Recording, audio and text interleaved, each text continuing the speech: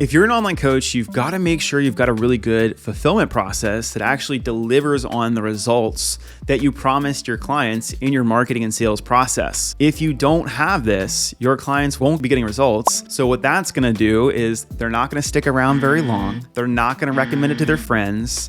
They're not going to give you good testimonials. So it's going to be harder for you to grow and scale your online coaching business. So because of that, what I'm going to do in this video is I'm going to showcase you how I set up my online coaching business and how I set it up for my online coaching clients that have fitness offers, nutrition offers, life coaching offers, even business offers. So we're going to go step by step over the process of, all right, after they pay you, what happens next?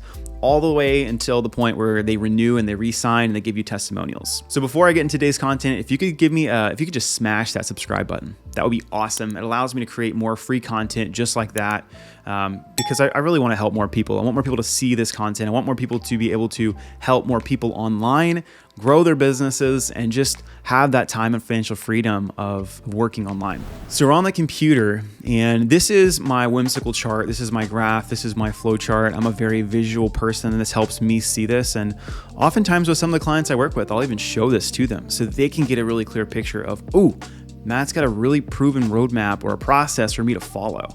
Okay, so what we're gonna do in this training is we're gonna cover each of these steps, and then we're also gonna have some resources for each of the steps so that you can refer back to, you can look these up, you can create your own resources and have a really solid process. Because what I've also noticed is that if you have a really solid onboarding process and way to coach and fulfill, then it becomes a lot easier to sell because you're really confident in your offer. And if you're confident in your offer, your prospect's gonna feel that, and they're gonna be more confident in their decision to work with you.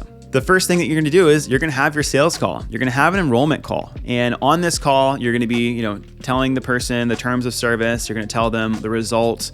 You're gonna tell them what it looks like to work with you. I'll probably have a separate video somewhere else in this channel that's gonna cover that sales call process. But just know that that's a time where they're like committing to you, you're committing to them. And ideally on that call, you're taking payment. Okay, so step one is you have that call. You have a call, and if you're doing high ticket coaching or if you're doing coaching, I strongly recommend that you guys have a sales call. Sales calls are going to be much better and higher converting than sending your offers via DMs, okay? So get on the call. So once we get on the call, we have the call. Ideally, on the call, we're taking payment and we're sending over our contract. Our contract or our terms of service agreement, and essentially that's just outlining this is everything we talked about in the sales call. This is what the payment plan is, if there's a payment plan, and also covers you legally, like liability. You're saying, hey, if you were to get hurt or injured or something happens, like I'm not being held liable for this. I'm providing coaching. Especially if you're a clinician. I'm a physical therapist by trade, but for me, I have to be clear, this is not physical therapy care. This is health coaching. And I'm not using my physical therapy licensure to give this service, okay? So that's super important. For this step, if you're taking payment and signing contracts, the softwares that I use Stripe as well as DocuSign. So Dropbox Sign, it used to be HelloSign. This is what I've used. I also have used DocuSign as well in the past. And both of these resources, they're like 10 or 20 bucks. If you don't want to spend money, if you're like relatively new to coaching, you can just send somebody a contract and have them send it to you. Totally fine too. But you want to have that process. So you've got the sales call, you're taking payment over the phone, you're having them sign a terms of service and agreement. After we've done that, then we're going to schedule a one-on-one onboarding call. And I'll tell you why I do this. I used to not do this. I used to just sign people up and throw them into the program, or just go ahead and give them their program. But what I noticed is when I was doing this, there were so many questions that were left unanswered. And even though they may have said via email or text message, yeah, got it, thank you, everything's good, I'm good to go, they didn't tell me that the app's kind of a little confusing. So, or, they started doing things incorrectly. So what I solved after that was I had an onboarding call, a one-on-one call that I got really clear on all the things that I needed to help them create their program. Okay. So on the onboarding call, I would set goals. I'd onboard them onto the software that I was using live so they could check it out, they could see it. I got really clear if I was writing an exercise program, hey, what equipment do you have access to? If it was a nutrition plan, what type of foods they like, all of that stuff. But it's really important to have that one-on-one call and not just throw them into it so that they feel very confident in your skills and in their ability to follow the plan that you're going to provide. Okay, so have that onboarding call, set some goals, get clear on what they have, get clear on what they want so that when you do deliver the program, they can follow it to a T. Software is important for this, okay? So once I've done that, I've taken payment, signed the contract, I've onboarded the client, and we've set some goals. Then after that is when you could actually go and create the protocol. Create the protocol, create the program. For me, when I was doing fitness coaching, I would use this app called True Coach. You could also use apps like Trainerize, Train Heroic. There's so many different ones. If you're doing one-on-one coaching, which is what I recommend starting out until you get to at least $10,000, $20,000 a month, I would do True Coach. It's super easy to use for both the user experience, it is clean, and also to coach as an online coach, it's also extremely clean. So I really like True Coach and highly recommend it. I'm very good friends with the person who founded it, and I just love the platform. You can create their protocol. After you've had your onboarding call, they know exactly what to expect, all those things. You create their protocol. And then you want to add some more personal touch to it. This onboarding experience is so important because if somebody has to really be bought in. They can be bought in on the sales call, but then a few days later, they're like kind of second guessing themselves. So it's really important to have high touch and talk to them a lot and give them everything they possibly need within starting out, because that is going to lay the groundwork and the foundation for the rest of the time they're working with you. So after you've created that protocol, I like to deliver the protocol or the program and shoot a 5 to 10 minute Loom video walking through everything and why I set it up the way I did. I want to just show them and give them that energy of like, hey, here's why we're doing this. Here's how to do this. Here's my thought process. And also future frame, this is where we're going. Okay, so it's super important. And then oftentimes at the end of the video, I'll ask them to send me something back confirming what I sent, or like, kind of restating. It's like, hey, I sent all this through. Can you kind of just send me a response back with kind of the highlights that you took from this so that I know we're on the same page. So I've created the protocol, I've sent it. I did a quick 5-10 minute Loom video walking through the entire protocol that I created, making sure they understand it. So asking questions so we can have that dialogue to have that conversation. And we're in a good spot. Okay. So they've got the program. They know how to use the app. We're really clear on the goals. Beautiful. Now we're going to move on to the next step. So the next step is going to be keeping track of progress. So this is really important because it's easy when you have like 10 clients. When you have 5 or 10 clients, you know exactly where people are. But once you get to a point where you've got, 10 to 30, 40 clients, it becomes really challenging for you to keep track of where people are. You can't just remember, he's over here. I mean, you can, but like, good luck. Okay. So I'm just going to share with you what I do. So I'll share what I'm going to do, what I do with my current business coaching clients. And I keep it really simple. You can use other tools. You can use things like Asana, ClickUp, things like that, CRM softwares. But for me, I keep it super simple. I use Google Docs. What I do to keep track of progress is I have a really basic template. So for the clients that I work with in my coaching program, there's certain things that I need to see from them. Okay, so like I need to see their offer and see their pricing, see their 3 to 5 step process, see their messaging. Beautiful. So I need to see their sales system, their messaging system, how they're creating content, if they're running ads. I need to see all these things for them to be successful. I want you to think, okay, for my client to be successful, whether it's, again, fitness, nutrition, or life coaching, what are the things that they need to do to be successful? And create a checklist of things of, okay, if it's fitness, it's like, all right, they need to be able to do a barbell squat. They need to be able to do a deadlift. Maybe they need to be able to do a kettlebell swing. So there may be some movements that you need to see and check off on before they move to the next thing. And the same thing goes for nutrition. Maybe like step 1 is, they're able to drink enough water. Step 2 is they're able to track this consistently. And you can kind of create this roadmap for them. So whenever someone onboards with me, I show them all this. I was like, hey, this is what month 1's gonna look like. And I'm gonna be keeping track of everything you do along the way.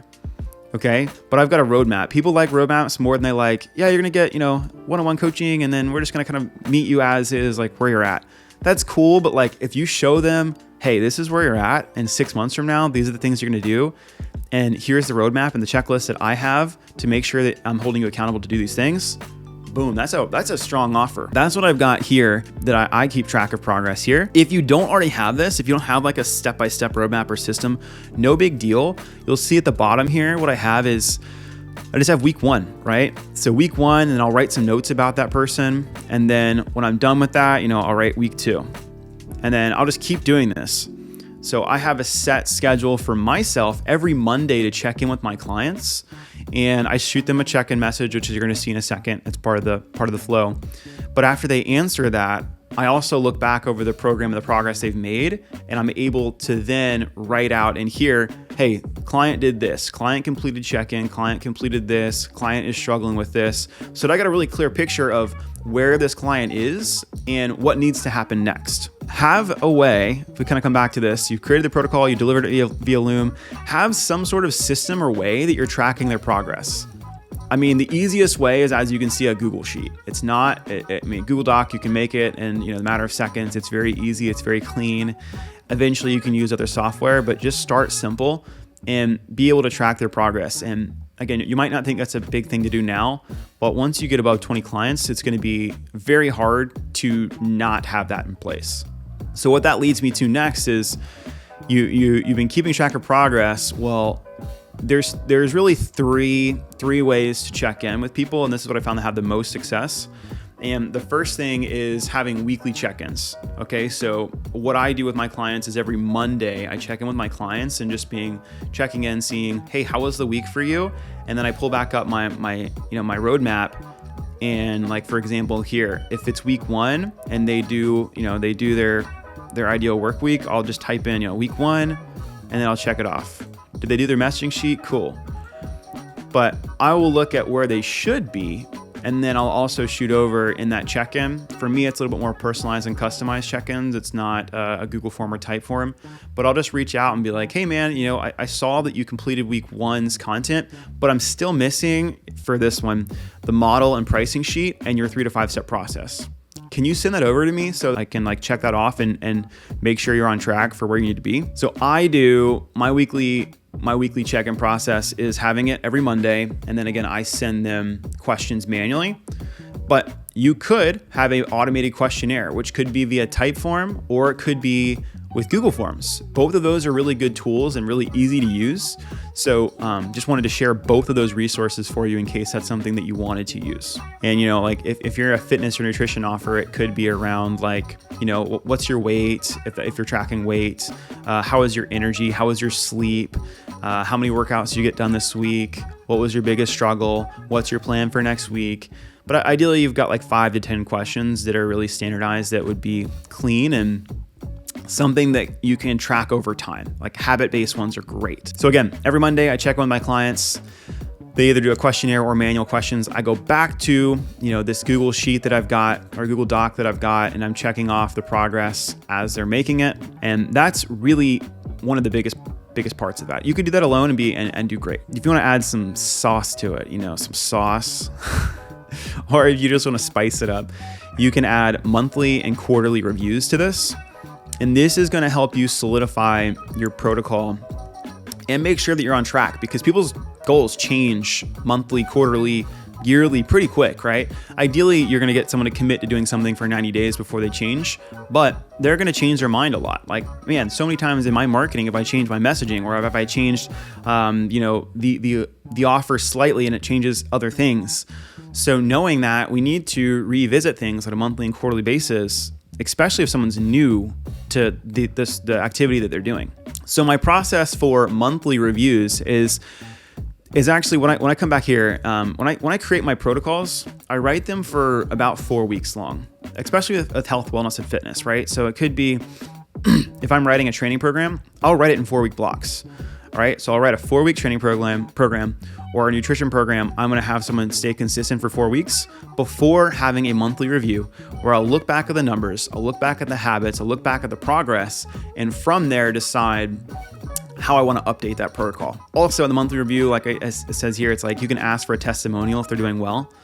That's great, right? So it's like it's another way to add, just to capture that. But the only way you're going to capture that is if you're checking in with people regularly and asking their progress and seeing what changes and tweaks need to be made. For the monthly review, you have the option of doing this via email, via questionnaire, or you can hop on a call. When you're starting out, I do recommend just hopping on a call. It could be a 15-minute call. Be like, hey, how was the program for you this week or this month? Awesome. Cool. These are the changes I'm thinking about making. How do these sound? And the goal here is to get really clear on what it is that they want, and also just make sure that you guys are on the same page as far as their progress.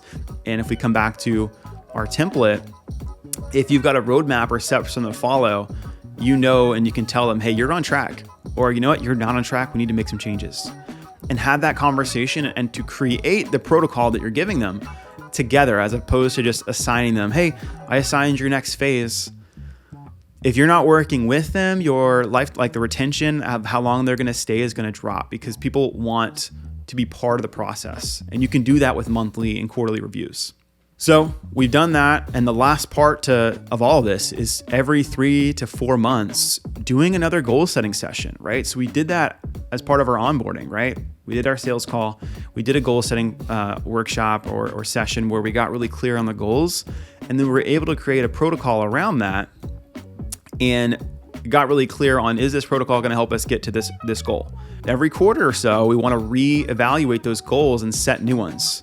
And if we can do that, we have a few opportunities. One is the opportunity to renew or resign this client, right? So if we're selling plans of care or protocols that are 90 to 120 days, like 3 to 4 months long, which is pretty standard in the health and wellness space, even business space, every 3 to 4 months, we can revisit these goals, make sure we're on track to achieve these goals, and then from there, do another goal setting session, and then re-sign them. Or, if they're complete and they've reached their goals, great. That's awesome. Let's celebrate those wins, and we can offboard them and ask for referrals. Ideally, we've got a protocol or a program that we can continue to provide support on, because I'm always for life change. Like I want to help people lifelong. Like I want to be somebody that's in their corner who can provide support long-term, not just have a quick transformation. So that's the type of service I like to deliver, even with my business coaching services, same thing. So I hope this helps. I mean, this is my protocol and process that I follow with my one-on-one clients, that I followed too when I was doing more health, wellness, fitness coaching. And it made the process really clean, and my prospect loved it. My average retention was well over a year, because we would pivot, so not pivot, but we would readjust the goals based off of the conversations we had, as opposed to just giving people protocols and being like, all right, here's your updated protocol. After a while, people just get kind of bored. But if you can meet with them, help check in, and reset your goals, reset your program and protocol around their needs and wants, boom, you're going to be in a really good place. So if you like what you saw today, give me a subscribe. I'm going to create more content like this. This has been a lot of fun, and I can't wait to just create more and share more of, the processes, systems that will just automate and just really get your clients good results. So until next time, see you guys soon.